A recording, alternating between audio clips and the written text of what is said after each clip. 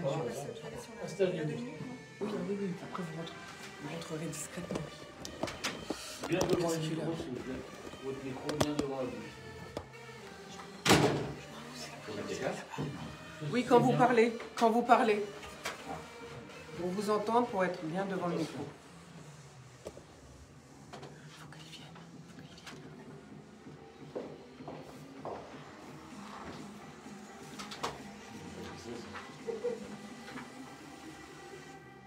Bonjour à toutes, bonjour à tous, bienvenue au bar de l'économie et merci à nos fidèles auditeurs de nous suivre, que ce soit en FM, en web radio ou bien en vidéo live via Facebook. Et puis bien sûr, comme d'habitude, toute cette émission sera à retrouver sur notre chaîne YouTube Bar de l'économie. Alors aujourd'hui, eh bien, on va parler de transformation digitale, mais aussi on va voir comment on peut devenir maire. On va parler de la ville d'Aubonne et puis d'une certaine idée de la France, un livre qui vient d'être publié par Jean-Pierre Chevènement.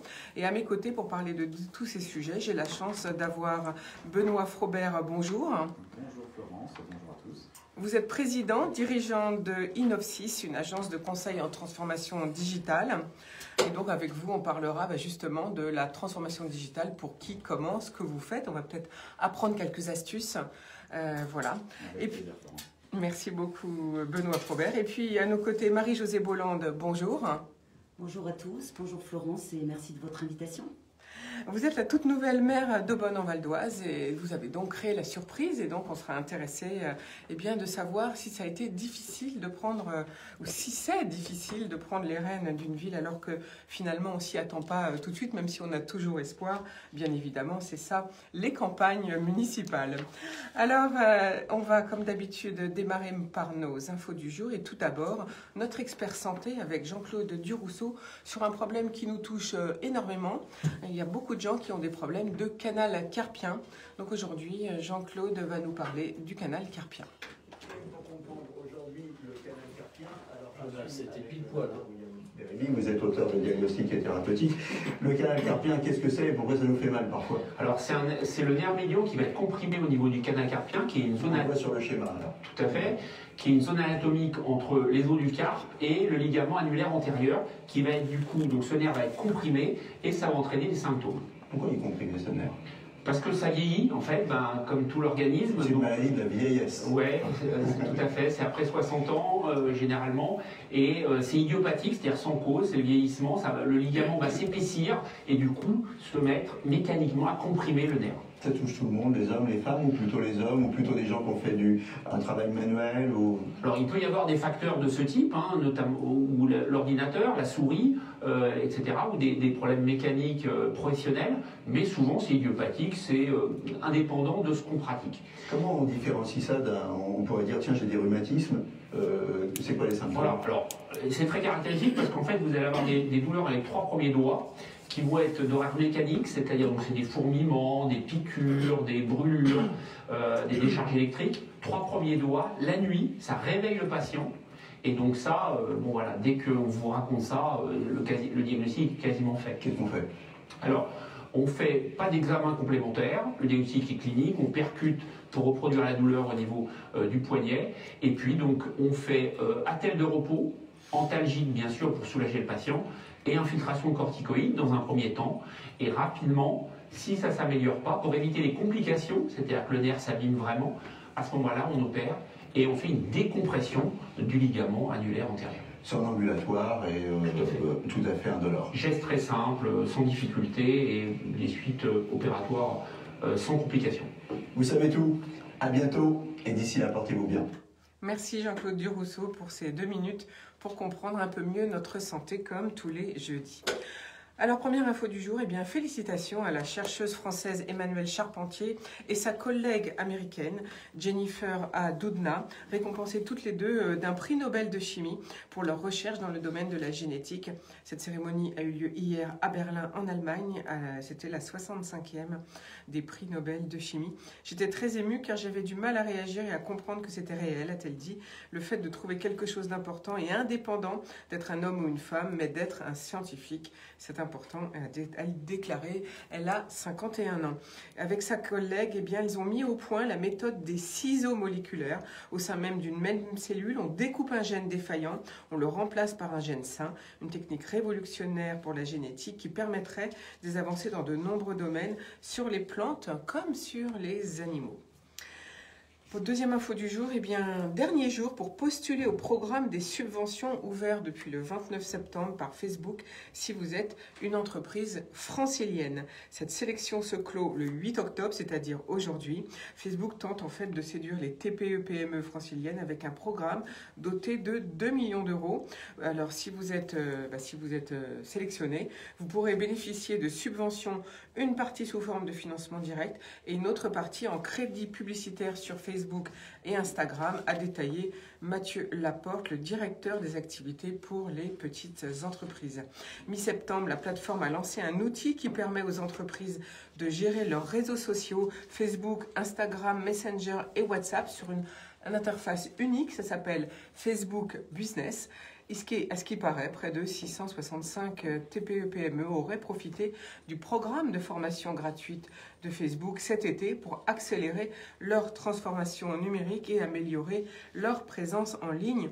Alors ça justement, Benoît Frobert, c'est votre sujet, on en reparlera tout à l'heure, mais est-ce que vous utilisez Facebook pour vous et vos clients? Alors oui, c'est effectivement, Facebook est un élément qui permet de toucher pas mal de clients de manière générale. Donc tous nos clients et nous-mêmes sommes effectivement présents sur cette plateforme et ça nous permet de discuter avec justement ces clients, d'avoir une certaine fidélisation par rapport à ce canal d'acquisition. On y reviendra tout à l'heure, j'aurai d'autres questions à vous poser sur la clientèle justement Facebook. Merci en tout cas Benoît Frobert pour ce commentaire. Alors, autre info, c'est pour sauver la filière betterave menacée par une épidémie. Le gouvernement avait accordé une dérogation pour l'utilisation des pesticides, les néonicotinoïdes. Et l'Assemblée nationale a bien validé cette semaine le retour controversé de ces pesticides afin de sauver cette filière car ça concerne 46 000 emplois directs et 90 000 emplois indirects, malgré l'opposition des défenseurs de l'environnement. C'est un texte difficile, important, qui ne veut pas opposer économie et écologie, avait déclaré la veille le ministre de l'Agriculture, Julien de Normandie. La question est celle de notre souveraineté. En raison de la prolifération d'un puceron vert vecteur de la maladie qui affaiblit les plantes dans de nombreuses régions, les betteraves issues de semences non enrobées d'insecticides seraient atteintes de cette jaunisse. Et la dérogation, votée par l'Assemblée nationale, serait valable jusqu'en 2023. Tuer une filière française pour importer des sucres polonais, allemands ou belges n'est pas une option, a dit le ministre. On est bien embêté par ce texte, a relevé Thierry Benoît de l'UDI. La France n'a pas la maturité d'organiser la transition écologique, mais j'aimerais que Madame Pompili, qui nous a vendu cette idée d'interdiction donc de ce pesticide il y a 4 ans, soit au banc de l'Assemblée aujourd'hui, a déploré donc Thierry Benoît. Madame la maire, Madame Bolland, qu'en pensez-vous? Quelle est votre position?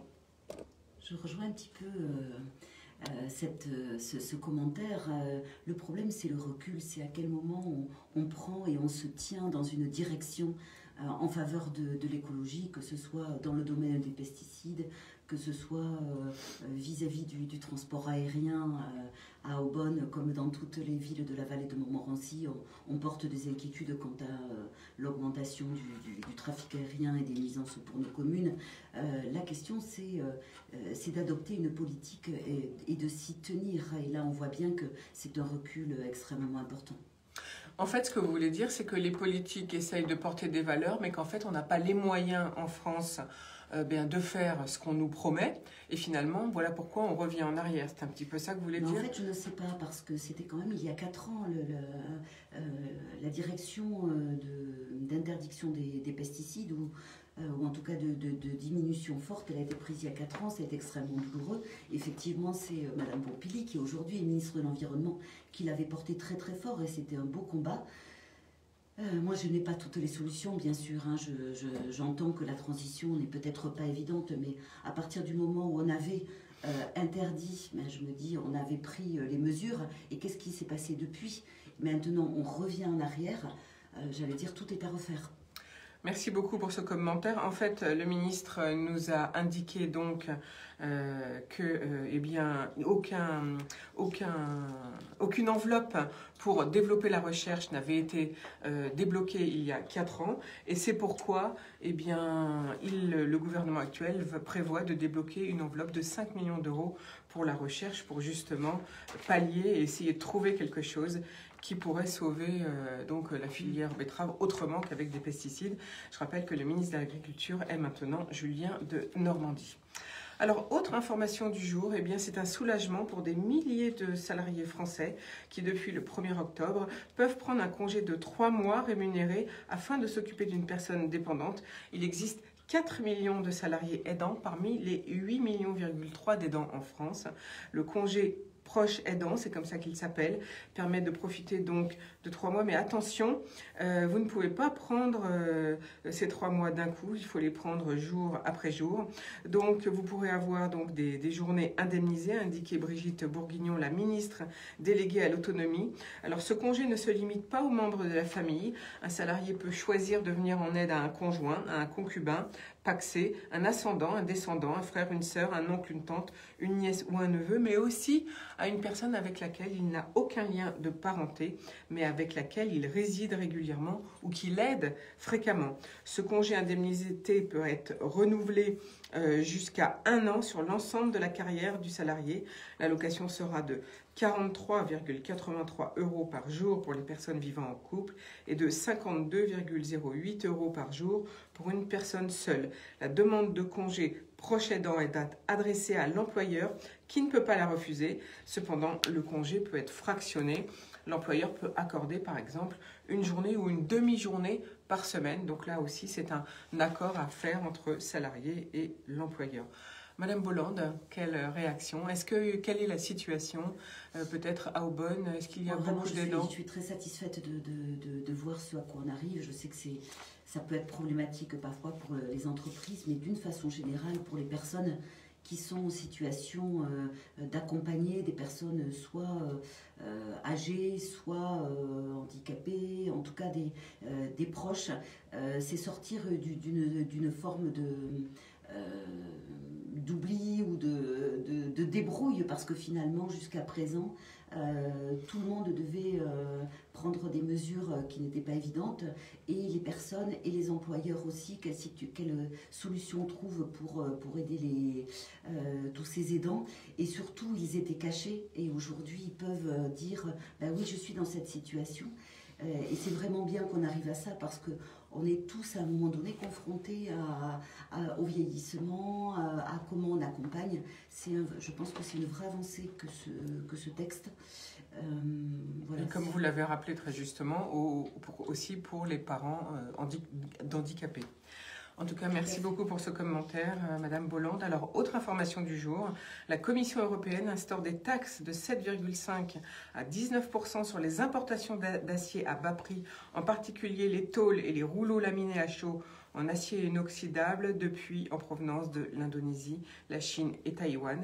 Cette décision fait suite à une plainte datant de juin 2019 par l'Association européenne de la sidérurgie au nom de 4 producteurs qui étaient situés à l'époque en Belgique, en Italie et en Finlande.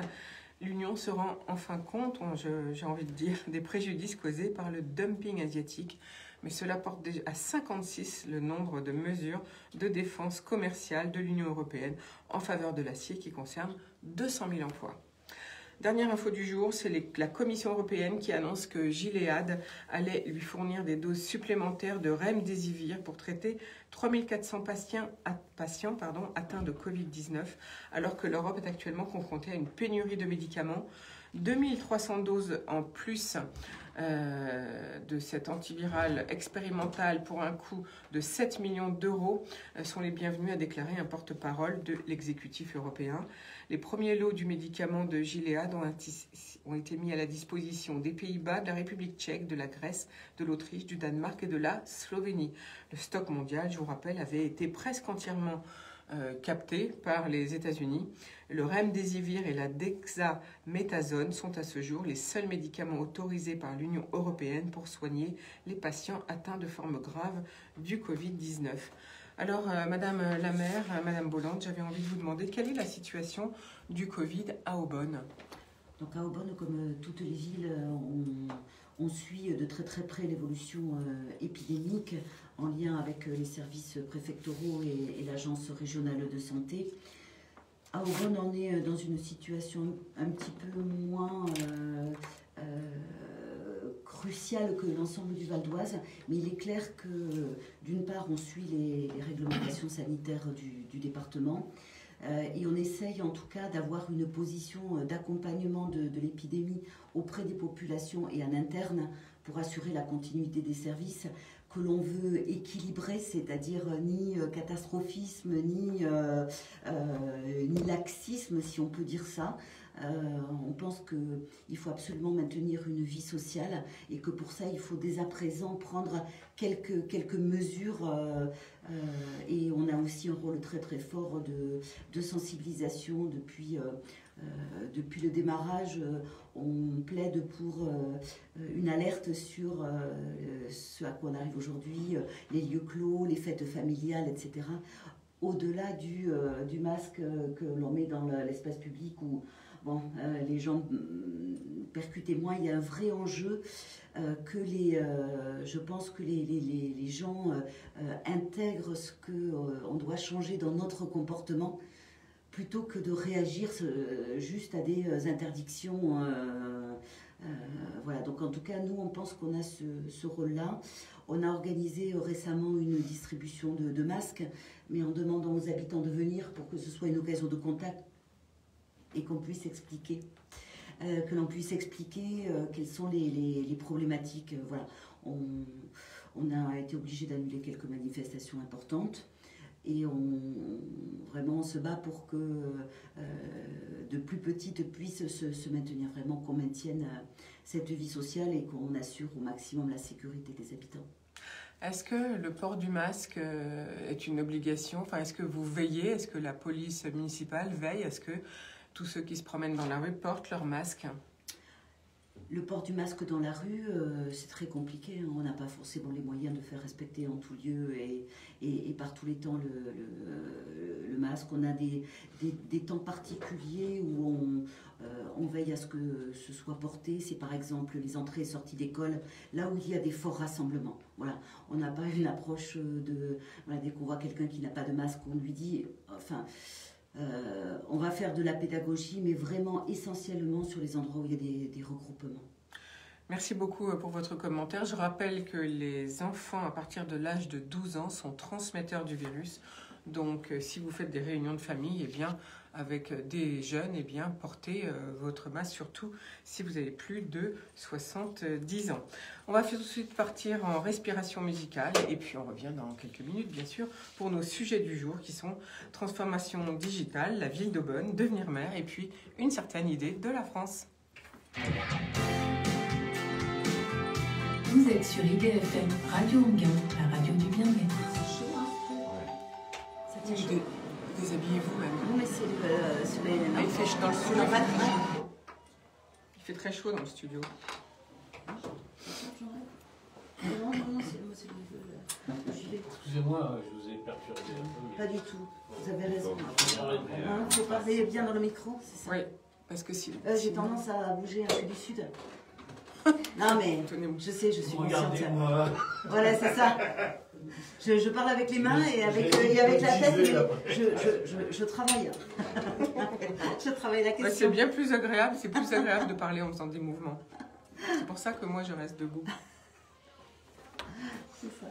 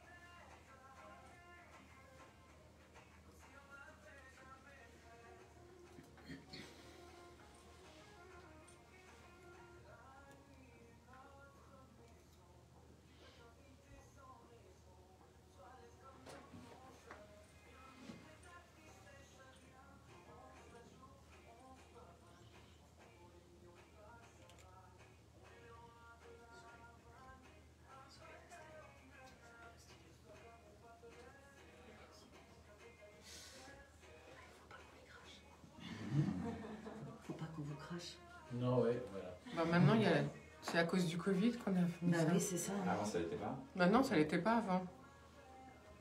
Comme ça, il est tranquille. Ouais.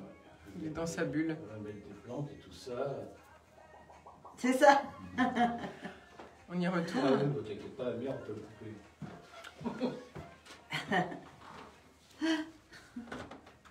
Voilà, c'était une petite respiration musicale au bar de l'économie sur IDFM Radio Anguin avec Amir.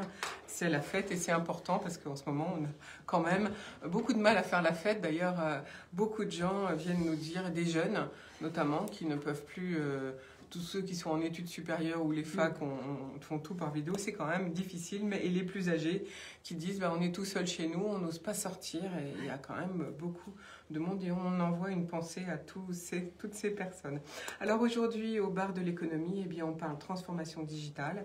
On parle donc d'une certaine idée de la France. Ce sera la rencontre de Pascal Boniface avec Jean-Pierre Chevènement. Et puis, nous allons tout de suite parler de la ville de Bonn. Et avec Madame Bolland, Marie-Josée Bolland, qui a été élue donc cet été, bien sûr. Et puis avec Benoît Frobert, président dirigeant de Innovsys, une agence de conseil en transformation digitale. Alors, Madame Bolland, je suis ravie de vous accueillir à ce micro. Vous avez créé la surprise. Est-ce que pour vous, même quand on est en campagne, on a toujours envie d'être élu, bien sûr, mais est-ce que pour vous aussi, ce fut une surprise? Est-ce que ça a été une élection difficile? Comment avez-vous ressenti en cette période de pandémie? Alors, il y a plusieurs choses. Est-ce que c'était une surprise? Finalement, pour nous, c'était plus ou moins une surprise, parce qu'en fait, on se prépare depuis très longtemps et surtout, on a travaillé pendant tout le mandat précédent sur le fond des dossiers et on a commencé la campagne 2 ans avant en allant vers les habitants, en construisant le programme. Finalement, on s'est vraiment projeté dans l'idée de réussir et de démarrer. On a été perturbé bien sûr par l'épidémie. Hein. Ça a été très compliqué, mais pour tout le monde, j'allais dire, d'avoir un deuxième tour qui soit fin juin. Et finalement, on a été élus et au vu des résultats du premier tour, c'était de moins en moins une surprise. Voilà, et de parler les contacts avec les habitants. Vous dites que c'était un peu difficile ce second tour. Vous trouvez qu'on aurait dû annuler carrément les élections et les reporter à plus tard? Non, moi je pense qu'il fallait absolument les faire là. D'abord parce qu'on voit bien aujourd'hui qu'on n'avait aucune garantie sur l'idée de faire un deuxième tour à l'automne. Est-ce que l'épidémie serait absorbée ou pas? On parlait déjà de deuxième vague. Donc... c'est vrai que c'est une surprise cette seconde vague actuelle. Voilà, donc finalement, moi je pense que ça a été bien géré, hein, le fait de décider en fonction des éléments d'évolution, le fait de faire ce deuxième tour fin juin. Alors on le dit maintenant, hein, à l'instant T, tout le monde doutait, mais finalement c'était pas plus mal et on se rend compte que ce qui a été compliqué c'était de rentrer d'ailleurs début juillet, mais il y avait une vraie nécessité et y compris pour la vie économique, que toutes les institutions puissent fonctionner. C'est le cas en particulier des intercommunalités qui étaient complètement à l'arrêt. On sait le rôle que les intercommunalités ont aussi dans l'économie. Donc finalement, avec le recul, c'était mieux. Et finalement, pourquoi, quel est le sens de votre candidature? Qu'est-ce qui vous a poussé Alors, je ne suis pas une toute nouvelle, en fait. Hein. C'est une surprise, mais je suis impliquée dans la vie d'Aubonne depuis un grand moment, puisque j'ai été adjointe depuis 2001. Et là, ça a été un mandat dans l'opposition, mais voilà, je suis vraiment impliquée. Pour moi, les mandats locaux, c'est vraiment... c'est vraiment ce qui m'intéresse le plus, par la proximité avec les habitants, la possibilité de faire des choses concrètes pour les gens.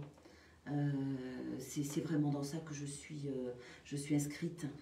Et cette relation, je pense que c'est aussi un des facteurs de réussite sur cette élection. C'est les relations qu'on a pu tisser avec les habitants, l'écoute que l'on a, la recherche de solutions.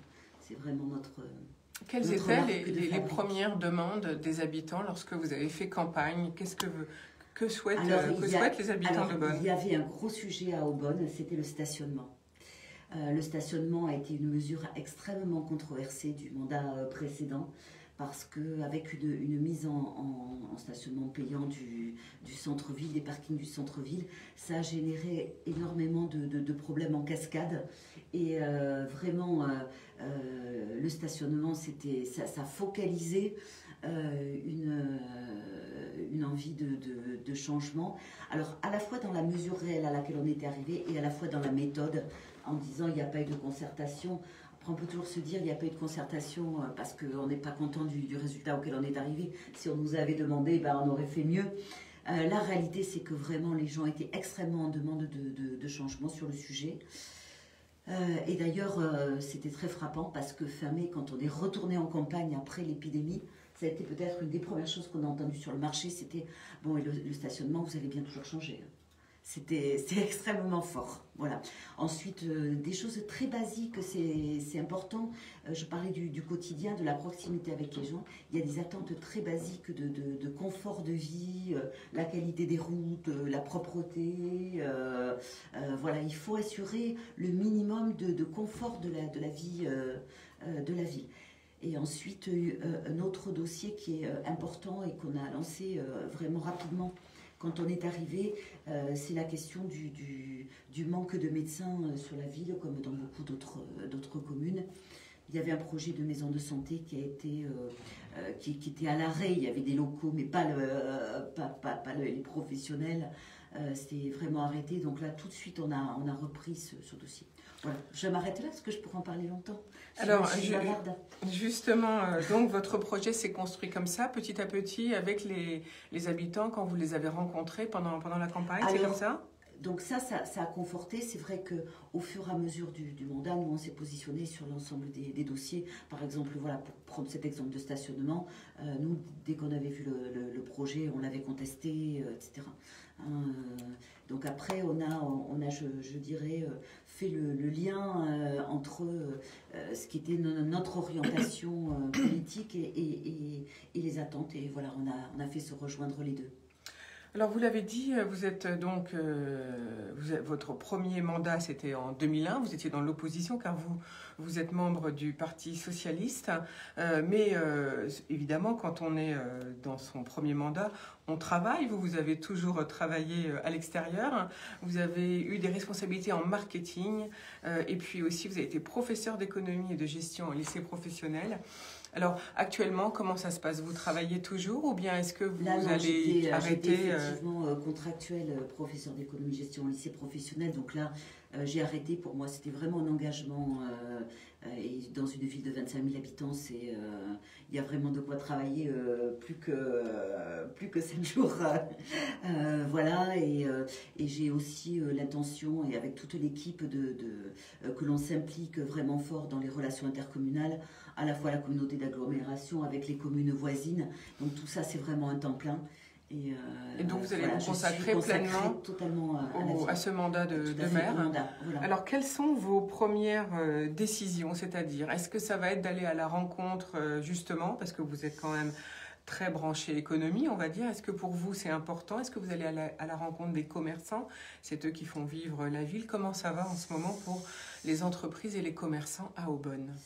Alors ça dépend, je pense que c'est comme partout. Finalement, voilà, il y a des commerçants, des artisans qui, grâce aux aides, ont réussi à recommencer leur activité. Donc ont retrouvé un fonctionnement. On y est très attentif parce qu'on se demande s'il n'y a pas un effet retard.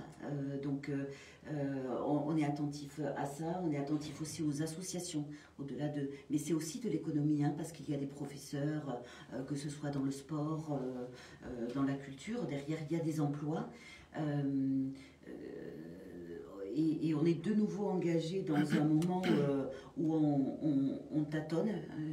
Je reparle des associations parce que quand on parle aujourd'hui des mesures de restriction, on parle beaucoup justement de toutes les activités qu'on pourrait imaginer non essentielles. Et l'économie en est, les entreprises en sont. Donc, sans les associations, c'est très bien que la France ne pourrait pas fonctionner. Voilà, ne peut pas fonctionner. Donc on est attentif à l'évolution. Et je dirais, je pense que voilà, pour discuter beaucoup avec les chefs d'entreprise, il y a une idée de on va voir fin d'année où on en est. Vraiment une forte incertitude. Et d'ailleurs, ça les amène à mettre en stand-by, j'allais dire, en suspens beaucoup de choses. Par exemple, on a un gros souci qui est porté par les jeunes, avec des incertitudes. On sait qu'on promotionne beaucoup l'apprentissage, l'alternance, mais les entreprises aujourd'hui ne peuvent pas s'engager sur ce type de choses. Donc, peuvent proposer des stages, mais pas de l'alternance, parce que c'est un engagement à plus long terme. Donc, vraiment, il y a des conséquences multiples et sur lesquelles, bon, nous, on est attentifs. Au sein de la communauté d'agglomération, moi, j'avais porté, ça a été décidé, une aide pour les entreprises au niveau de la CFE, des taxes. Mais bon, après, voilà, on est attentifs et on est tous dans le même bateau là pour. Est-ce que s'il y avait besoin, vous pourriez débloquer des subventions, soit pour des commerces, soit pour des entreprises, soit pour des associations? Pour l'instant, c'est pas à la fin de l'année. On est intervenu, alors surtout au niveau de la communauté d'agglomération, qui a la compétence économique. Voilà, on est intervenu sur le fait de réduire les rentrées.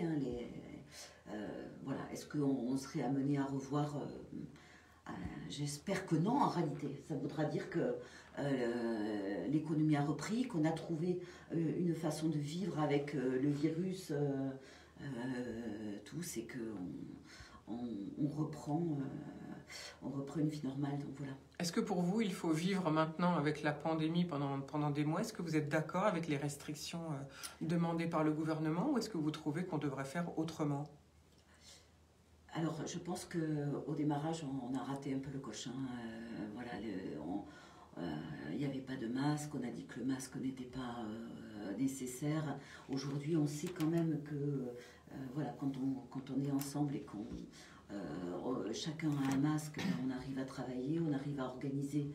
Mais peut-être que mon collègue pourra en parler. Dans les entreprises, il y a eu vraiment une grosse implication pour qu'on arrive à travailler entre télétravail, distanciation, etc. Aujourd'hui, on a un vrai trou qu'on voit bien qui est compliqué. C'est toutes les fêtes familiales. Moi, je suis pour qu'on ait qu'on arrive à responsabiliser les gens, et je reparle de mars parce que c'est très compliqué tout ce passif entre guillemets de communication fait que il reste une méfiance dans les mesures, et moi je pense qu'il faut avoir des mesures, mais le problème c'est qu'elles soient comprises, intégrées et réellement suivies. Voilà. Merci beaucoup pour ce commentaire. Donc, on a bien compris que vous avez trouvé que le cafouillage du mois de mars, c'était un peu dommage. On espère maintenant que les mesures, la population va suivre justement ce port du masque. Alors, comment construit-on et qui est votre nouvelle équipe municipale ? Donc, on a quelques élus expérimentés qui sont là, mais pas énormément finalement, mais ils sont un peu le noyau dur autour duquel on a réussi à fédérer beaucoup de jeunes abonnés, des gens nouvellement arrivés, des gens nouvellement impliqués dans la vie politique. Et finalement, on a travaillé depuis longtemps ensemble. Petit à petit, de nouvelles personnes nous ont rejoints. Ce qui est bien, c'est que tout ce temps où on a travaillé, c'est qu'on est vraiment une équipe unie. On n'a pas composé la liste au dernier moment sur des gens qui avaient envie. Il y en a quelques-uns qui sont arrivés à la dernière minute, mais vraiment, dans l'ensemble, il y a eu énormément de travail en commun. Et même la période de suspension, on peut dire, de la campagne nous a permis de continuer à travailler ensemble. Aujourd'hui, on est une équipe soudée, et puis il y a tous les nouveaux arrivés ont un nouveau regard, un autre dynamisme, d'autres idées, et c'est extrêmement motivant. Alors j'imagine que même quand on est depuis un certain temps dans une équipe municipale, que devenir maire alors qu'on s'y attend pas en fait tout de suite, c'est pas si facile que ça. Est-ce que c'était facile finalement de prendre vos fonctions pendant l'été ou pas? C'est ça. Ce qui a été compliqué, c'est qu'avec avec l'épidémie, on a perdu 3 mois. C'est-à-dire qu'il y a des tas d'échéances qui ont continué à vivre et auxquelles on a été confrontés dès l'arrivée, sans avoir, en ayant l'obligation de s'installer très très vite. Donc vous n'avez même pas eu le temps de rentrer dans les dossiers, qu'il fallait prendre des décisions, c'est ça que vous voulez dire? Donc il y a eu une part de prise de décision, ou de dire et comment on fait pour prendre un mois. En tout cas, on est rentré très très vite. Pour l'ensemble de l'équipe, il y a eu très très peu d'été. Et c'était de fait compliqué, puisque les services municipaux sont légitimement partis en congé, voilà. Donc ça a été une période un peu compliquée. Moi qui avais vécu une installation, j'allais dire, classique fin mars, je peux vous dire que ça n'a rien à voir, hein. Là, ça a été vraiment intense. Tout dans l'urgence. Tout dans l'urgence, voilà. Donc maintenant, on commence à se poser, et pour autant, on a voulu absolument démarrer des sujets qui nous tenaient à cœur. Voilà, on a une école un petit peu sur le feu. Voilà. Alors justement, parlons des sujets qui vous tiennent à cœur, de vos premières décisions et de votre vision pour Aubonne, si vous voulez bien. Donc vous nous avez parlé évidemment du stationnement et du manque de médecins. J'imagine que ça fait partie de vos priorités. Oui, donc sur le stationnement, on s'était engagé à avoir une concertation, hein, contrairement à ce qui s'était passé précédemment. Ce qu'on a quand même fait tout de suite, c'était un de nos engagements, c'était de suspendre le stationnement payant en centre-ville pour se donner le temps de faire la concertation. Bon, là, la mesure a été plutôt bien accueillie, hein, je ne vous le cache pas. Et c'était normal qu'on la prenne, donc ça a été extrêmement rapide. Ensuite, on avait un engagement donc sur la maison de santé. On a trouvé un dossier où il a fallu tout reprendre parce que rien n'était acté.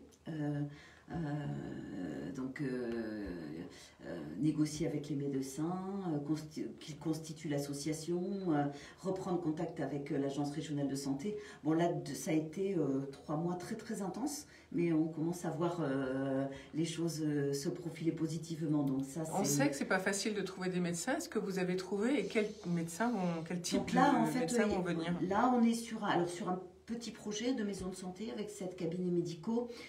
Pour l'instant, on a 4 médecins qui sont engagés. Donc on est en train de constituer finalement tout le socle 4 généralistes. Oui. 4 généralistes. Donc ça, il nous manque encore 1 ou 2 cabinets à compléter, mais bon, il y a des négociations en cours, donc on est optimiste. Oui, très optimiste. Et vous pensez que cette maison pourra ouvrir dans combien de temps? On vise le début de l'année. Donc ça va aller très vite finalement. 2021, voilà.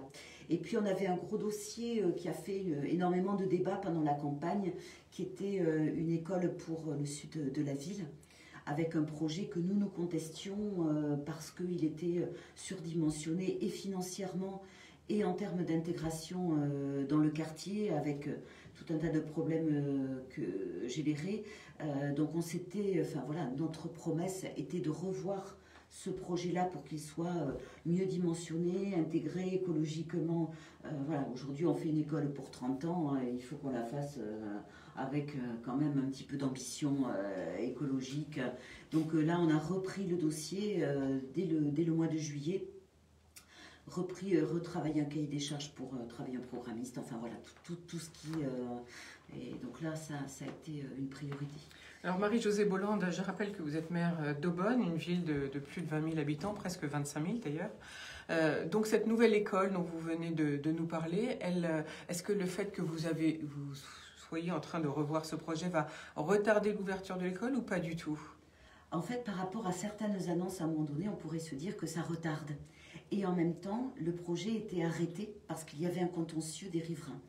Donc...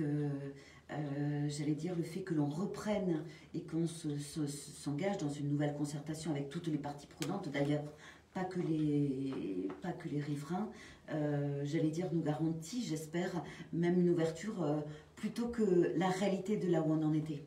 Ce qui veut dire que vous allez, ou vous avez déjà réuni les riverains? Vous Non, avez pour déjà l'instant, commencé la alors, concertation? non, pour l'instant, on est en train de choisir un programmiste, voilà, qui va nous accompagner dans toutes les études, la concertation, voilà. Donc ça, c'est quelque chose qui est sur les rails. Alors, Marie-Josée Bolland, quelle est l'actualité et votre vision donc, pour la ville d'Aubonne? Alors, c'est deux choses un petit peu différentes, parce que on a une et qui se rejoignent sur un point, c'est la question de vie dans la ville, c'est-à-dire que un de nos projets forts, c'est de recréer des liens entre les habitants et la municipalité qui se sont fortement distendus. Donc une nécessité de recréer de la confiance pour pouvoir faire ensemble, faire participer les gens et qu'ils puissent se sentir impliqués dans la vie de la ville. Et on sait qu'il y a beaucoup de gens qui ont envie de s'impliquer. Et pour ça, dans notre actualité, on ne veut pas que la ville s'arrête. Hein. Et je refais lien avec le Covid, la question de la vie, du soutien aux associations, à toutes les forces vives. Et de concertation, il faut qu'on la fasse vivre malgré les difficultés. Donc ça, c'est vraiment un axe fort de notre projet. Mais du coup, quels outils allez-vous mettre en place Alors, en fait, on s'adapte, c'est ça la situation. Aujourd'hui, c'est qu'on s'adapte sûrement. On va faire des choses en plus petit format. Et en même temps, sur de la concertation, on travaille parfois mieux sur des petits formats. Donc voilà, on va. Donc peut-être plus de manifestations, mais avec moins de monde. Exactement. On travaille plus dans cette optique-là. On s'est déjà engagé sur, par exemple, sur la cérémonie des vœux telle qu'on les connaît, avec 400 à 500 personnes dans un gymnase pour entendre la bonne parole. Ça c'est fini pour vous, pour alors Aubonne? En tout cas cette année, on l'a arrêté. Et par contre, on se dit, on peut imaginer un temps de rencontre justement avec les commerçants, les professionnels de la ville, un temps peut-être avec les associations. Bref, imaginer des choses différentes. On va essayer de transformer les crises en opportunités, comme diraient certains. Et pourquoi pas tout faire dehors, voilà, comme font certains? Alors, le 1er janvier, je n'avais pas envisagé la question. Mais voilà, en fait, on est en train de réimaginer des idées. Dans tous les cas, il faut garder ce lien. Et pendant l'épidémie, il y a eu une demande forte de solidarité.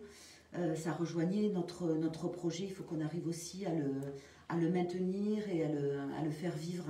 Donc ça, c'est un élément fort. C'est votre vision pour Aubonne. Enfin, c'est un des points. C'est un des points, voilà, pour Aubonne. Je ne vais peut-être pas trop tout développer. Ensuite, vraiment un autre point qui est très attendu, c'est une vision d'un développement, j'allais dire, mesuré, modéré pour la ville, pour maintenir son environnement. Et avec vous parlez de construction immobilière, là. Voilà, et un engagement plus fort en termes de transition écologique. Et donc, c'est pour ça, en tout cas, dans tout ce que l'on va promouvoir et construire aujourd'hui, il faut qu'on intègre cette dimension à minima. Est-ce que ça veut dire que, parce que justement c'est très important ce que vous venez de dire, Marie-Josée Bolland, je rappelle que vous êtes maire de la ville d'Aubonne, ça veut dire que pour le futur, les constructions immobilières devront respecter l'environnement, peut-être être plus paysagers et faire des bâtiments HQE, c'est ça que vous voulez faire? En tout cas, c'est ce qu'on souhaite faire et on va travailler, alors on n'a pas encore commencé, parce qu'on a trouvé plein de projets dans les cartons sur lesquels on va revenir, mais de travailler à une charte de constructeurs, justement, qui permettent de travailler ensemble sur ce qu'on souhaiterait à la ville d'Aubonne comme type de construction. Et puis j'espère que les normes vont évoluer aussi. C'est dans les cartons, je pense qu'on en bénéficiera. Merci beaucoup en tout cas de nous avoir fait part de vos premières décisions. Vous reviendrez nous dire lesquelles. En tout cas, si vous vous intéressez au bâtiment HQE, sachez qu'on fait une émission spéciale sur ce thème le 30 novembre avec l'organisme Qualitel et un constructeur spécialisé dans ce domaine. On va tout de suite passer la parole à Benoît Frobert. Alors Benoît, vous par contre, vous n'êtes pas élu, vous êtes dirigeant d'une agence de conseil en transformation digitale. Donc j'avais envie envie de dire, où d'habitude vous faites d'ailleurs le salon Effervescence. Comment faites-vous cette année pour vous faire connaître? Comment vivez-vous en période de pandémie? Est-ce que c'est difficile l'activité en ce moment ou au contraire, êtes-vous sur la vague de ceux qui surfent Alors vers le haut? Effectivement, on est plus dans cette vague-là, puisque aujourd'hui les entreprises ont plus que besoin du digital pour se transformer et pour toucher leurs clients d'une manière différente. Donc il y a plusieurs éléments qui sont rentrés en ligne de compte, notamment pendant cette pandémie. Tout d'abord la partie télétravail, sur lequel les organisations, certaines n'étaient pas du tout prêtes, et donc ont dû implémenter des solutions digitales leur permettant de faire travailler leurs collaborateurs à distance et respecter justement cette distanciation et ce confinement. Donc en ce moment, vous travaillez tous dans votre équipe en télétravail? Alors pas forcément tout le temps, puisqu'on a encore, depuis le déconfinement, on a pu retourner voir nos clients. Et c'est important aussi de garder un certain contact physique, alors, bien évidemment en respectant ces distanciations et le port du masque. Mais effectivement, on travaille, on va dire, en temps partagé à distance et également sur site. Alors, vous dirigez l'entreprise Innovsys que vous avez créée en 2016. Pourquoi avoir créé cette agence à cette époque? Alors, c'était pour moi une suite logique de mon parcours professionnel, puisque j'ai été directeur des systèmes d'information pour plusieurs entreprises historiquement, et donc j'ai pu toucher, on va dire, tous ces sujets digitaux pour les entreprises dans lesquelles j'étais collaborateur. Et donc j'avais le souhait d'entreprendre et de pouvoir proposer ce service plus global à l'ensemble des clients aujourd'hui qu'on accompagne, et j'espère des futurs clients qu'on pourra rencontrer. Bien sûr. Alors, le fait qu'on doive travailler différemment maintenant, ça change beaucoup de choses ou pas? Alors ça change fondamentalement beaucoup de choses. Il y a une partie effectivement très technique liée aux outils qu'on doit mettre en œuvre, mais il y a aussi tout un changement de comportement au niveau des équipes dirigeantes, mais également des collaborateurs, puisque aujourd'hui, forcément, le fait d'aller physiquement dans les locaux de l'entreprise, il y a une certaine coupure entre la vie personnelle et la vie professionnelle, ce qui est beaucoup plus difficile quand on est en mode télétravail. Donc ça, c'est plus pour la gestion du temps du collaborateur et préserver sa vie privée quand même. Et de l'autre côté, il y a aussi une logique de confiance des managers, puisque ils n'ont pas la vision, la vue sur le collaborateur en lui-même, et donc il va falloir piloter plutôt sur l'activité, sur les actions réalisées. Donc oui, il y a pas mal de changements aussi fondamentaux liés à ces nouveaux outils et ce nouveau mode de travail. Alors votre clientèle, de quoi est-elle composée? Est-ce que ce sont des TPE, des PME ou plutôt des grandes entreprises? Comment faites-vous? Alors on a tout type de clients, effectivement des petites structures de 4-5 personnes jusqu'à des sociétés de 200, voire même 400 personnes. En fait, tout dépend, j'aurais tendance à dire, de leur maturité en termes de digital et de leur souhait de faire évoluer tous ces outils.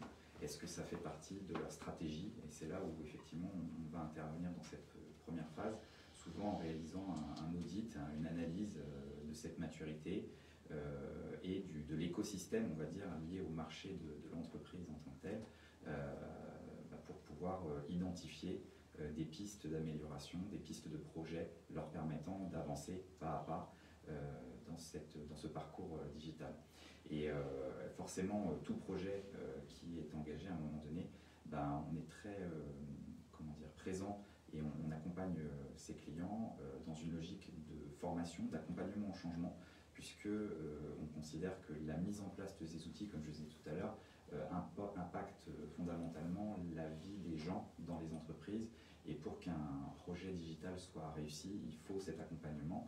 Donc l'accompagnement, effectivement, il n'y a pas que cet aspect formation sur les outils, mais l'accompagnement démarre dès le début du projet, en fait, dès la phase de réflexion, sur lequel on va intégrer toutes les parties prenantes liées à ce projet. Et chacun va pouvoir s'exprimer dans cette phase de réflexion, dans cette phase d'expression de besoin, permettant justement de prendre en compte tous ces éléments et ensuite, dans la phase globale du projet, passer par des notions de formation, d'accompagnement, de lancement, pour célébrer en quelque sorte ces nouveaux outils et ces nouveaux usages. Alors Benoît Frouer, je rappelle que vous dirigez donc Innovsys, une agence de transformation digitale. Quelles sont les demandes des clients en ce moment et quels sont les conseils à la limite avisés qu'on peut donner pour ceux qui veulent faire un changement ou une amélioration de leur système digitaux? Il y a plusieurs éléments, j'aurais tendance à dire, ça dépend vraiment de là où en est l'entreprise et de son état à l'instant T.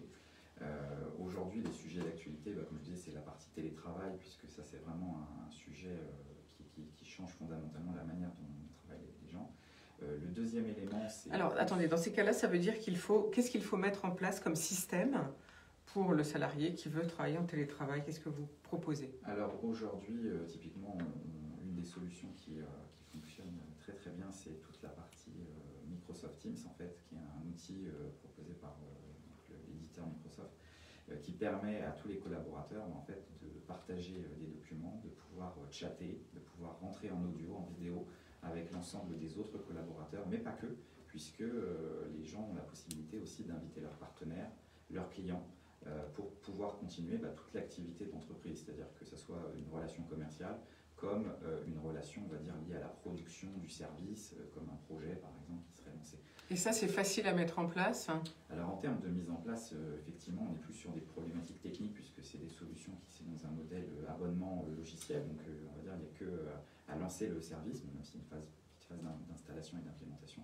Après, c'est plutôt réfléchir au cas d'usage en fonction de l'organisation, pour dire qu'est-ce qu'on va utiliser dans cet outil et comment on va l'utiliser pour mieux collaborer.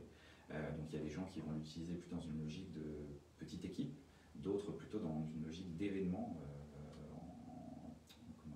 pour notamment un conseil, une présentation du dirigeant sur justement la vision, la stratégie sur les mois à venir, notamment liée à la deuxième vague du Covid. Voilà, donc c'est des outils qui sont utilisés, on va dire, et qu'il faut adapter en fonction du cas client. Alors ensuite, quelle est l'autre étape, ou quelles sont les autres étapes qu'il faudrait faire si on veut se transformer, évidemment, à long terme? Aujourd'hui, il y a plusieurs étapes. Déjà, je pense que c'est fondamentalement le Covid et la crise sanitaire qu'on traverse actuellement, puisqu'elle n'est pas finie, apporte une problématique, c'est comment on touche effectivement nos clients de manière générale, comment on va acquérir des nouveaux clients. Et donc là, on va utiliser effectivement tous ces leviers de réseaux sociaux, de services web, on va dire, d'extranet, qui permettent de communiquer son offre, de discuter avec ses partenaires et ses clients d'une manière différente. Donc effectivement, une présence digitale plus que physique historiquement. Donc ça, c'est un premier levier. Ensuite, ceci dit, c'est pas parce qu'on a un site internet ou une plateforme, comme on dit maintenant, que tout le monde va arriver pour commander son produit. Il faut réussir à se démarquer. Tout à fait. Alors ça, c'est effectivement souvent le cas de dirigeants qui me disent j'ai lancé mon site internet, je vais tout de suite avoir plein de clients qui vont venir. Non, malheureusement, rien ne se passe. Voilà. C'est une vitrine, mais malheureusement, on va dire, dans le monde digital, cette vitrine, elle est un peu dans une rue non passante. Et donc, pour la rendre un peu plus passante et avec plus de visiteurs, il va falloir avoir plusieurs leviers.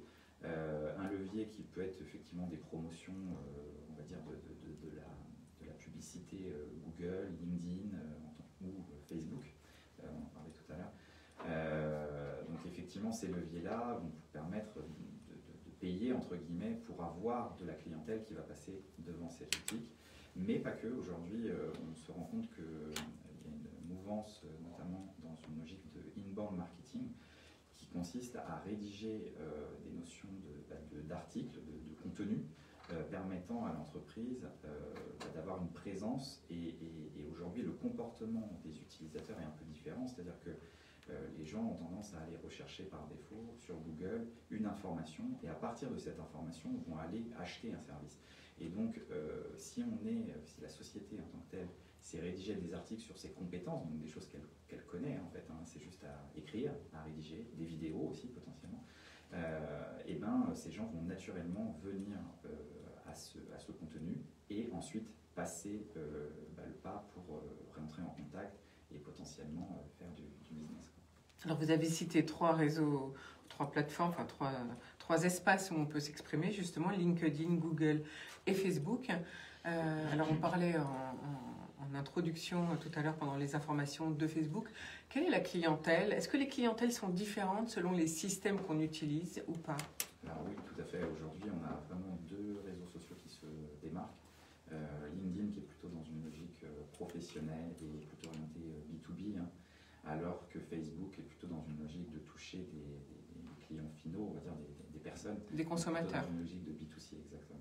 Donc finalement, si on a, je dis n'importe quoi, un bien de consommation courante à vendre, il vaut mieux utiliser Facebook, c'est ça que vous dites? Tout à fait, tout à fait. Alors, pas que, j'aurais tendance à dire, souvent on engage les clients à passer sur les 2 réseaux sociaux. Pourquoi?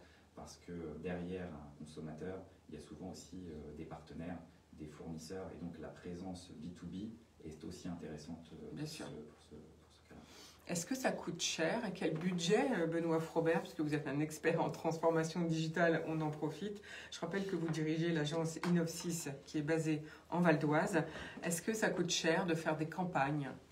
Alors oui, ça coûte cher forcément, puisque plus on va mettre d'argent, plus on va avoir des consommateurs qui vont potentiellement se diriger vers notre site. Maintenant, c'est le faire intelligemment. C'est ça l'objectif, on va dire, des services qu'on peut rendre. C'est de réfléchir justement à la stratégie en tant que telle pour être le plus économique, en tout cas avec une meilleure rentabilité et avoir un ROI qui soit intéressant. Alors, c'est-à-dire, dites-nous un petit peu, est-ce que il faut quel pourcentage, j'allais dire, de son chiffre d'affaires, si on parle comme ça, je ne sais pas comment il faut parler pour dire quel investissement il faut faire dans tous ces réseaux sociaux et toutes ces plateformes. Comment on réfléchit?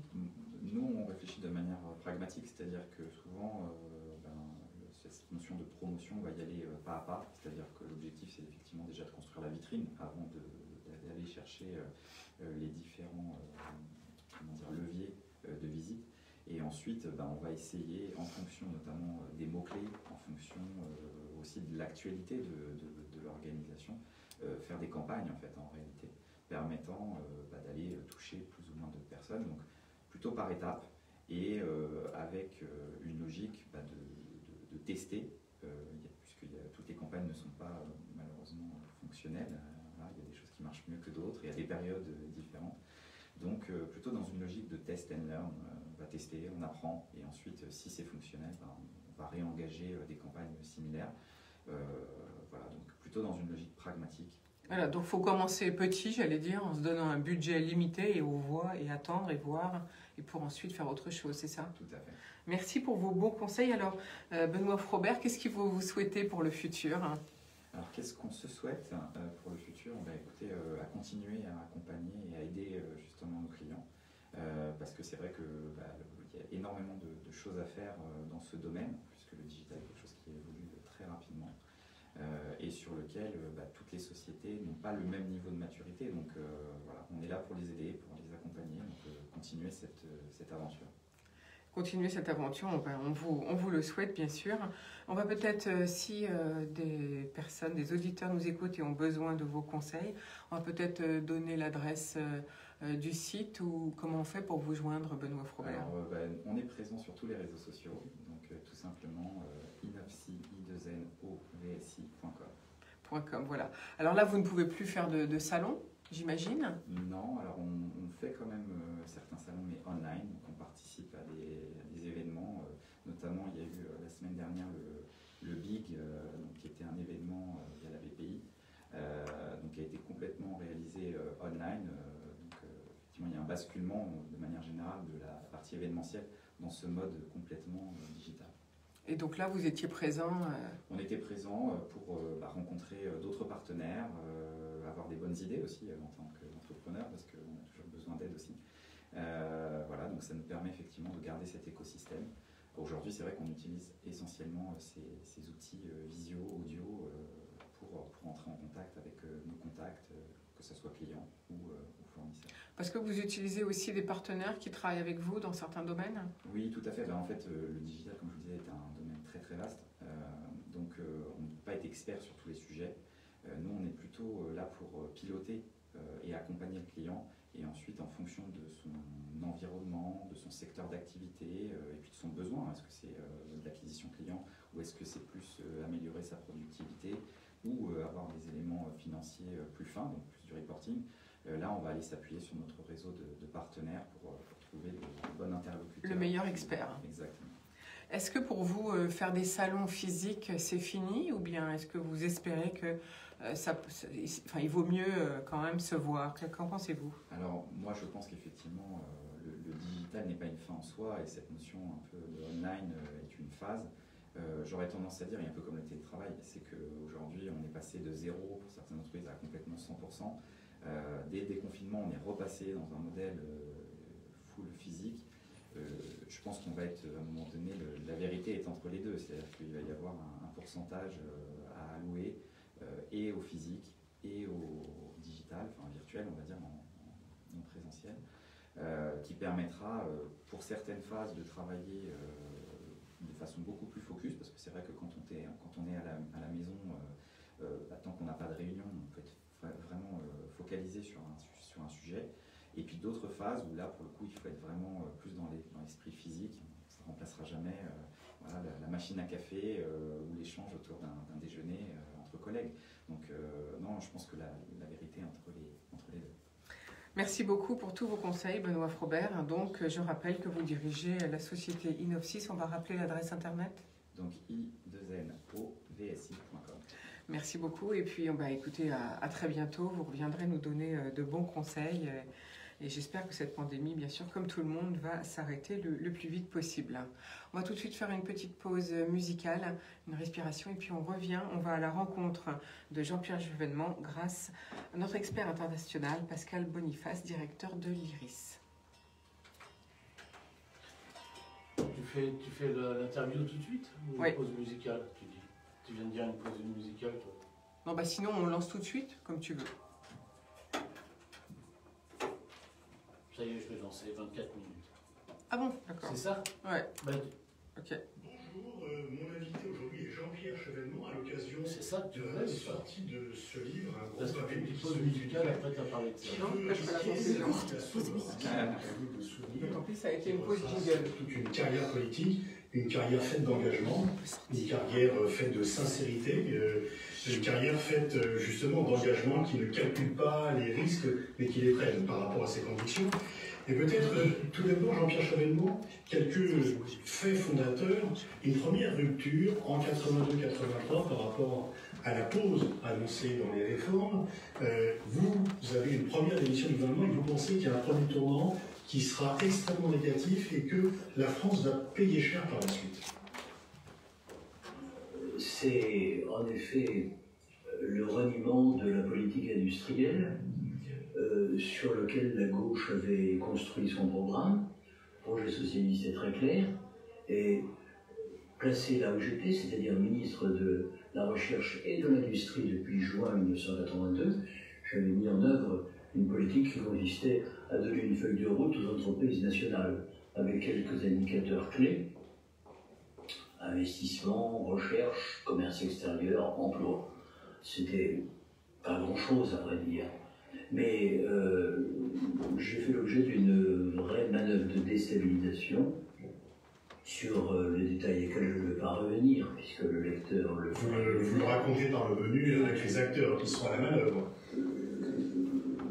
J'ai vraiment compris que cette déstabilisation qui venait du président de la République lui-même et du porte-parole du gouvernement qui était Jacques Attali de l'époque, sur les marches du palais, m'imputant une politique tracassière vis-à-vis des entreprises nationales, signait la fin de la tentative que j'essayais de promouvoir d'une politique industrielle qui aurait empêché la France de dégringoler la pente, comme nous avons vu qu'elle l'a fait depuis cette époque-là. Alors c'est couplé avec l'arrimage du franc aux marques, une monnaie trop forte qui handicape notre compétitivité, et d'autre part, ce qui va suivre, que j'ignore encore, c'est-à-dire une dérégulation, ce sera l'acte unique, une dérégulation à l'échelle de l'Europe et du monde, favorisant les délocalisations industrielles vers les pays à bas coût. Donc je discerne très clairement à ce moment-là que la gauche tourne le dos à son engagement fondamental. D'abord l'emploi et tout ce qu'on avait pu raconter, et le maintien d'une industrie en France qui nous aura permis de faire meilleure figure que c'était le cas aujourd'hui. Effectivement, depuis, la désindustrialisation est visible, le nombre d'emplois industriels a fortement chuté. Vous revenez ensuite, suite à la crise sur l'école privée, au gouvernement comme ministre de l'Éducation. Vous remettez les choses en place. Et puis, il y a les élections législatives de 1986 qui sont perdues par la gauche. Retour au pouvoir en 88, étant réélu, vous devenez ministre de la Défense. Et puis, il y a l'élection du Koweït par l'Irak, les prémices de la guerre du Golfe, que vous racontez, que vous mettez, vous dites qu'en fait, on aurait pu éviter la guerre, mais à partir du moment où les États-Unis ont déployé 500 000 soldats dans la région, celle-ci est prévue, inarrêtable, et même Mitterrand ne veut pas résister aux Américains. Mais est-ce que vous ne faites pas une différence entre cette guerre décidée par l'ONU en 90 et la guerre d'Irak en 2003, celle-ci franchement illégale? Pour vous, c'est de la même eau, ou vous ne faites pas de différence, alors que d'autres peuvent se dire, dont je fais partie d'ailleurs, qu'il y a quand même une guerre onusienne qui, sur le niveau de la légalité internationale, n'a pas la même signification que la guerre illégale et légitime de 2003. Eh bien, je ne fais pas de différence. Je considère que c'est la même séquence, simplement l'une entraîne l'autre. Et pourquoi cela? Parce que cette guerre est décidée, non pas à la fin de l'année, quand les Américains ont 500 000 hommes sur place, elle est décidée dès le premier jour. Il suffit de lire les mémoires de Mme Thatcher pour en avoir la confirmation. Elle est dans le Colorado, à Aspen, avec le président Bush, qui au départ n'est pas résolu à la guerre. Il lui faut une journée pour le retourner. Et dans la nuit, le président Bush appelle François Mitterrand et lui demande: est-ce que s'il y a une guerre, vous serez avec nous ou est-ce que vous resterez en dehors?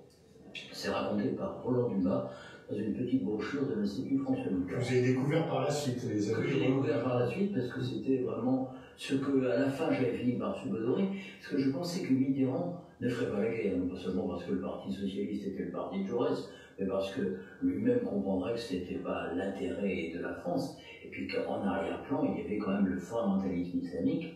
Nous avions soutenu l'Irak contre l'Iran, mais nous savions aussi que Oussama Ben Laden, ça existait, qu'il y avait des extrémistes en Arabie Saoudite qui avaient occupé la Mecque et qui étaient en Afghanistan. Donc, je pensais qu'il serait possible de retourner la situation.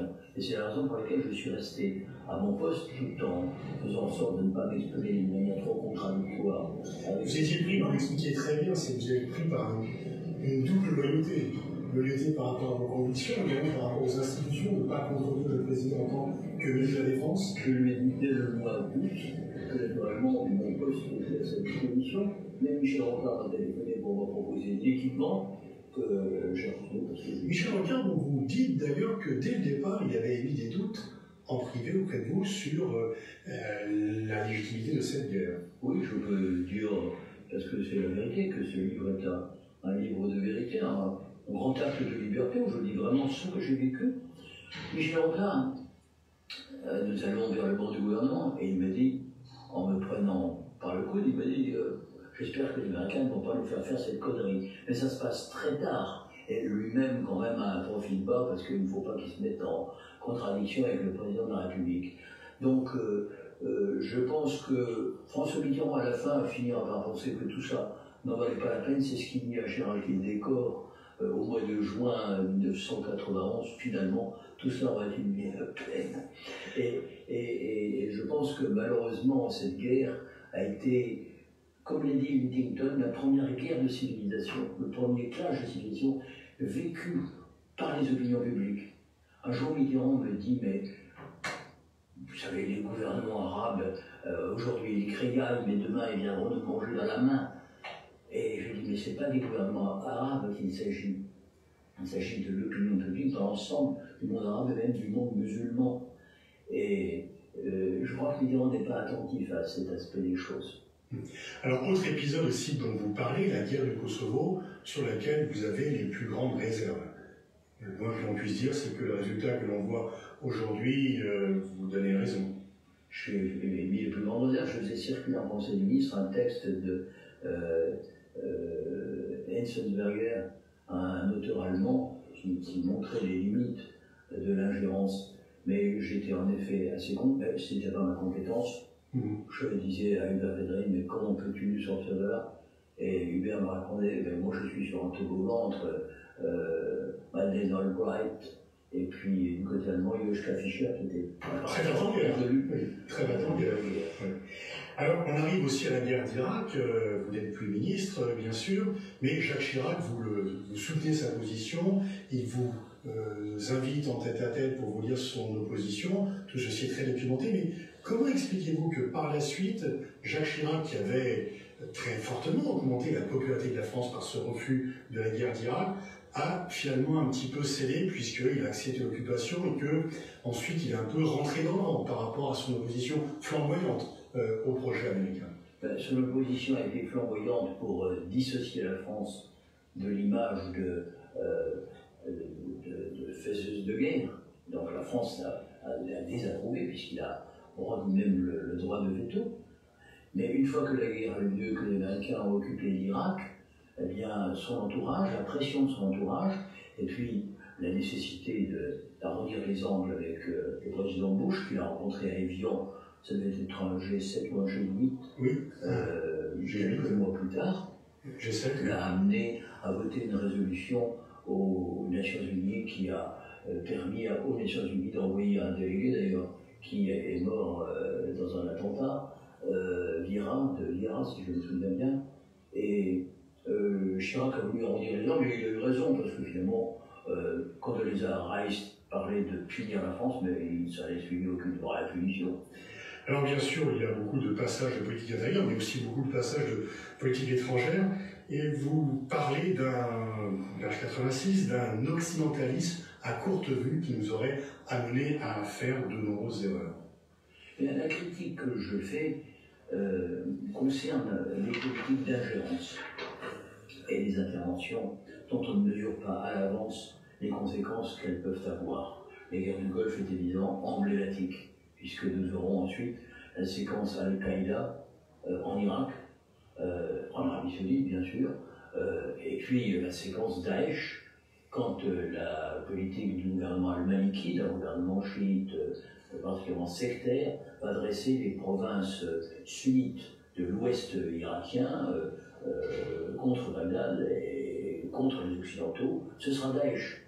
Donc tout cela est un peu la conséquence de ce que nous avons fait là-bas, nous occidentaux. Alors je ne veux pas dire qu'il y a une composante endogène, bien entendu, et même un déterminant endogène à l'islamisme politique, bien sûr que si, mais j'observe qu'en Libye, et dans une certaine mesure en Syrie, ce qui s'est passé pendant les deux guerres du Golfe ne nous a pas servi de leçon.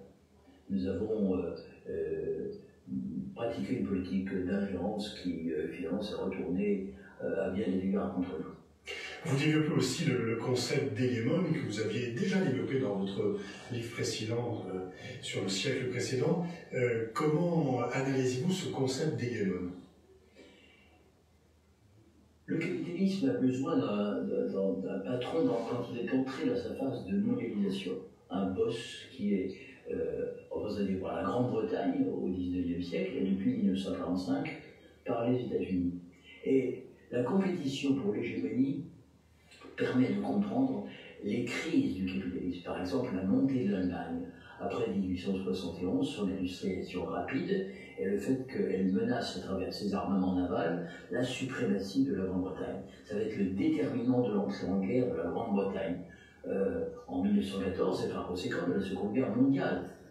Et ensuite l'hégémonie passe de l'autre côté de l'océan parce que les Anglais s'y résignent, et ils y sont prêts, et on voit le même mécanisme qui avait caractérisé la mondialisation britannique sous la mondialisation américaine. Le seul vrai rival n'est pas l'URSS, le seul vrai rival c'est la Chine. Et la Chine monte à l'horizon, elle a sa force propre, sa puissance critique qui est énorme, et par conséquent, nous sommes entrés dans une phase de conflit assez aigu. Alors c'est pas encore un conflit chaud, mais c'est le début d'une guerre froide, et à l'horizon, je le dis en pesant mes mots, il y a le risque d'une troisième guerre mondiale, ou en tout cas d'une guerre chaude qui peut éclater soit en Chine méridionale, dans la mer de Chine méridionale, la mer de Chine du Sud, ça peut éclater même au Moyen-Orient, au Pakistan, on ne sait pas, mais on sent bien que l'air se charge d'électricité, c'est quelque chose dont il faut avoir conscience parce que c'est très dangereux. Mais cette montée en puissance de la Chine est effectivement inacceptable par les Américains parce qu'ils pensent que c'est eux qui doivent diriger la manœuvre. Il va y avoir un rattrapage. Alors il y a cette thèse que vous connaissez du piège de Thucydide lorsque le numéro 1 est dépassé par le numéro 2. Le changement, c'est la dissuasion. Vous ne pensez pas, vous qui êtes un ardent partisan de la diffusion nucléaire, est-ce que vous pensez que la dissuasion nucléaire est quand même moins un facteur de tranquillisation, notamment par rapport à un conflit ouvert et armé entre Pékin et Washington? C'est un ralentisseur de crise, c'est ce que j'écris dans mon livre. Mais l'arme nucléaire peut aussi revêtir la forme d'arme de champ de bataille. Les Américains et sans doute les Chinois, les Russes en tout cas, en disposent. Par conséquent, on ne peut pas éliminer l'idée qu'un conflit puisse devenir nucléaire dans la deuxième partie du XXIe siècle. C'est un risque. Et je pense que l'arme nucléaire, la dissuasion telle que l'avait définie le général de Gaulle en 1959, dans son célèbre discours de l'école militaire, c'est aussi un moyen de ne pas se laisser entraîner dans des conflits qui ne seraient pas les nôtres. Or, je pense que l'Europe devrait avoir à l'esprit l'idée que dans un nouveau conflit mondial, il serait peut-être avisé de rester en dehors si nos intérêts ne sont pas immédiatement engagés.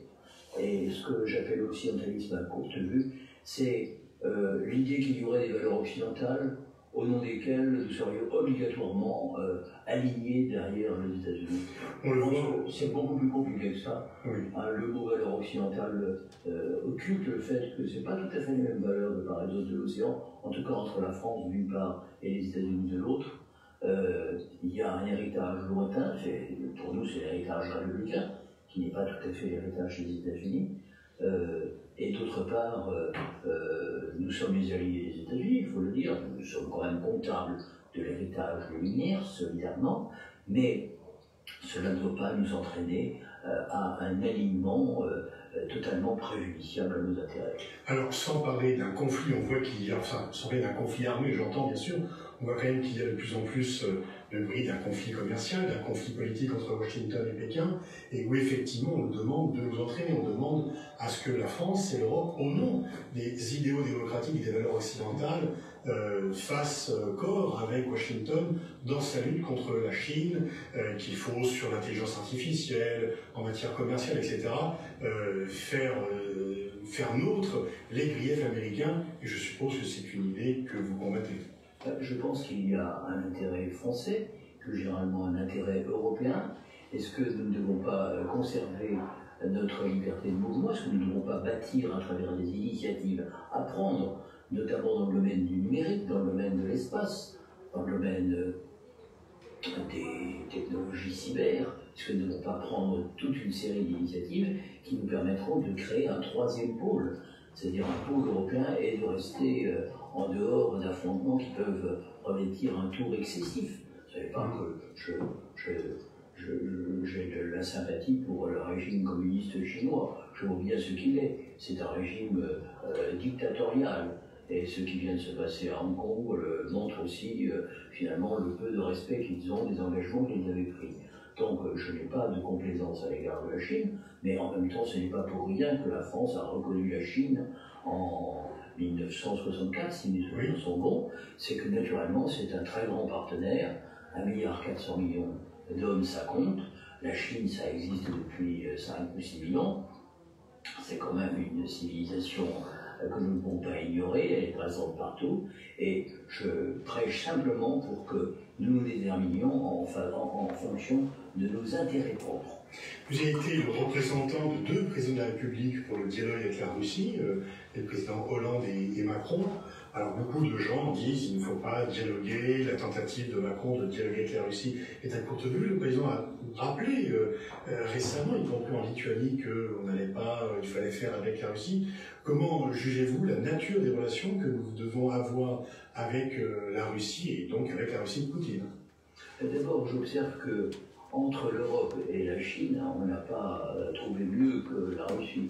Hein. Et Moi, là, c'est un pays européen. Il y a Bien sûr, ce sont des orthodoxes, alors que majoritairement les Français sont des catholiques, d'autres des protestants, mais enfin nous nous rattachons quand même à un rameau commun de la civilisation humaine, le judéo-christianisme, et ça crée des affinités. La littérature, la culture russe, la musique russe, tout ça, ça existe.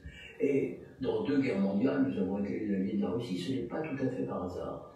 Par conséquent, je demande qu'on examine avec plus de soin la manière dont les sanctions qui ont été prises depuis 2014 ont repoussé la Russie vers la Chine, au détriment de nos intérêts et de ses intérêts également, parce qu'on s'aperçoit que la relation entre la Chine et la Russie est de plus en plus déséquilibrée, et qu'en fait, il y aura peut-être un moment où les Russes verront un intérêt à leur rapprochement avec l'Europe, qui est aussi notre intérêt. Vous pensez qu'on devrait lever les sanctions prises en 2014 et à quelles conditions pourrait-on les lever? Je pense que la condition était énoncée depuis longtemps, c'est le respect des accords de Minsk, hein, qui permettrait à l'Ukraine de récupérer sa frontière, mais aussi aux russophones d'apprendre à leurs enfants le russe. Parce que les accords de Minsk ne sont pas foulés aux pieds uniquement par la Russie en réalité. L'Ukraine également. Vous pensez que l'Ukraine refuse l'application conforme au texte des accords de Minsk qui prévoyaient d'abord un statut d'autonomie pour les régions russophones de Donetsk et de Luhansk, ensuite des élections et ensuite la récupération de sa frontière par l'Ukraine. C'est ce que l'Ukraine aujourd'hui conteste. Donc en fait, on fait des pressions sur la Russie, mais vous estimez qu'on devrait en faire également sur l'Ukraine pour avancer, pour arriver au respect des accords qui permettraient à lever les sanctions et donc d'avancer. C'est là où ça bloque. La diplomatie implique une certaine discrétion et je pense que nous devons nous entremettre pour favoriser un accord qui est possible sur les bases de ce qu'on appelle le compromis Steinmeier, c'est-à-dire la simultanéité des élections, du vote d'un statut d'autonomie, de large décentralisation pour les régions russophones et la récupération par l'Ukraine de sa frontière, que la Russie ne conteste pas. Par rapport aussi bien à la Russie que la Chine, est-ce que vous pensez que la majorité des commentateurs ou des responsables sont sur une ligne occidentaliste et que dans le débat public, il est difficile, ou lorsque l'on prône le dialogue, y compris avec fermeté, avec la Chine et Moscou, on est vite suspecté ou accusé d'être munichois. Est-ce que vous pensez qu'il y a un combat idéologique à avoir et que la posture gaulo-mitterrandiste peut être menacée dans le débat public en France? L'idée de l'indépendance est le grand legs que le général de Gaulle a fait à notre diplomatie. Et en dehors des épisodes de la guerre du Golfe, François Mitterrand y est resté fidèle. Maintenant, l'occidentalisme, ça consiste effectivement à nier la spécificité de nos intérêts et de la personnalité même de la France et de l'identité européenne, au nom d'une solidarité de valeurs avec les États-Unis. Alors les choses sont un peu plus compliquées et les États-Unis, à l'avenir, se détourneront de plus en plus de l'Europe. On l'a vu déjà avec Obama, beaucoup plus avec Trump, et demain, même si Biden est élu, ce serait illusion de croire que les Américains vont mettre un terme à leurs différends commerciaux avec l'Europe, pour renoncer à l'extraterritorialité du droit américain. Ça, je pense qu'il ne faut pas se faire trop d'illusions. Vous parlez dans votre livre d'une Europe européenne, donc qui pourrait effectivement s'imposer par rapport aussi bien aux États-Unis, la Chine. Comment définirez-vous ce concept d'Europe européenne? Je pense que d'abord il faut rendre à César ce qu'il doit bien. L'Europe européenne, c'est une expression du général de Gaulle. C'est une Europe qui trouve les moyens de sa propre voie. Alors il y a l'Union européenne. Est-elle capable de définir une politique réellement indépendante, étant donné son hétérogénéité, étant donné que le fait que, par exemple, les pays voisins de la Russie sont entièrement dépendants dans leur esprit même de la protection américaine. Est-ce que nous ne devenons pas les otages de ces pays-là? C'est une question qu'il faut se poser. Et si nous voulons définir une véritable Europe européenne, je pars de l'idée que nous devons revenir à l'Europe des nations, plus exactement des États, qu'il y a quand même des grands États, la France, l'Allemagne, la Russie, mais aussi l'Italie, l'Espagne, la Pologne, et que nous devons chercher des accords, s'ils sont possibles, et ils ne sont pas forcément possibles, entre ces gros États. Je pense que l'attitude de l'Allemagne est déterminante parce que l'intérêt de l'Allemagne serait de nouer un rapport apaisé avec la Russie. Ça a toujours été l'intérêt de l'Allemagne de le faire, du point de vue de ses propres intérêts, mais il y a des gens qui en Allemagne ne le comprennent pas. Et puis pour la France, c'est une façon d'ouvrir le jeu européen et de retrouver une liberté de mouvement. Ciao, ciao, je veux dire. Alors c'est un peu parmi les projets du président Macron. Est-ce que vous diriez que Emmanuel Macron se situe dans cet héritage gaulo-mitterrandiste? Écoutez, je l'ai espéré quand il m'a proposé de reprendre une mission que j'avais un peu abandonnée, je veux dire. Je l'ai accepté d'emblée parce qu'il avait les gestes qui convenaient vis-à-vis de Vladimir Poutine. Il a reçu à Versailles et puis il a fait un certain nombre de gestes significatifs. Maintenant, il faut aussi que les moyens de ce rapprochement soient pris et que de l'autre côté, il y ait la volonté de mettre un terme à la situation en Ukraine de l'Est, qui n'est pas indéfiniment tolérable. On ne peut pas accepter un conflit gelé qui pourrait se réouvrir à la moindre occasion. Donc je pense que Macron a une bonne intention, donc je le crédite. Merci Jean-Pierre Chevènement. Je renvoie à la lecture de votre livre de mémoire, Qui veut risquer sa vie la sauvera, qui vient de paraître aux éditions Robert Laffont. C'est absolument passionnant et ça se lit d'une traite. Merci Jean-Pierre. Merci. Voilà, donc si vous voulez tout savoir sur le reniement de la politique industrielle sous Mitterrand, le tournant de la rigueur, la guerre du Golfe, le Kosovo, l'Irak, l'ingérence occidentale, les attitudes vis-à-vis de Pékin et Moscou, bref, l'avenir de l'Europe, eh bien, lisez ce livre. En tout cas, je vous souhaite une très belle journée. À demain. Non, t'avais pas grand-chose. Hein.